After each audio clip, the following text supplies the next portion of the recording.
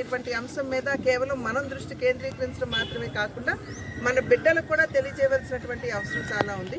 ప్రధానంగా శ్రీకృష్ణుడు మనకు తెలియజేసినటువంటి విషయం ఏమిటంటే ఫలితాన్ని ఆశించవద్దు, ఫలితం నాకు వదలండి, కానీ మీ ధర్మాన్ని మీరు నిర్వర్తించండి అని చెప్పి వారు చెప్పినటువంటి సందర్భంలో మనం అందరం కూడా ఆ విషయాన్ని దృష్టిలో పెట్టుకుంటూ నాకేమిటి అట్లా కాదు, నేను దీని గురించి మాట్లాడాను, వాటి గురించి కూడా మాట్లాడాను.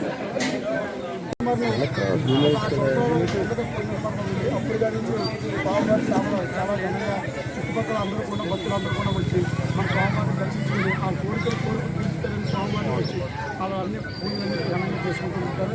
అలాగే మేము ఇచ్చిన ఫలితం వరకు మన ఎంపీ పురంధేశ్వరి గారు అందరూ వచ్చి మా స్వామిని శ్రీకృష్ణ స్వామిని దర్శించుకొని వెళ్ళారు.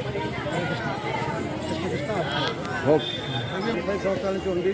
ఇక్కడ పునర్నిర్మాణం జరిగి 5-6 సంవత్సరాలైంది. అప్పటి నుంచి కూడా మా వంతుగా కృషి చేస్తా ఈ గుడిని ఇంకా డెవలప్ చేయాలని చెప్పేసి అందరూ కూడా మేము సంకల్పం చేసుకుని దీని యొక్క ముందుకు తీసుకెళ్ళడం చేస్తాం. ఈ సందర్భంగా మేము రాజమండ్రిలో పుర ప్రముఖులకి ప్రజాప్రతినిధులకి అందరికీ కూడా ఆహ్వానించడం జరిగింది.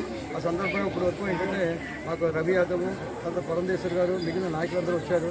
మరి మిగిలిన వాళ్ళు ఏంటంటే ఆదిరెడ్డి వాసు గారు, అప్పారావు, మిగిలిన నాయకులందరూ కూడా ఈ సందర్భంగా వస్తారని చెప్పేసి మేము ఆశిస్తున్నాము. మీ అందరూ సహాయ సహకారాలతో ఇంకా ఈ గుడిని ఇంకా ముందుకు తీసుకెళ్లాలని చెప్పేసి మేము కోరుకుంటున్నాం.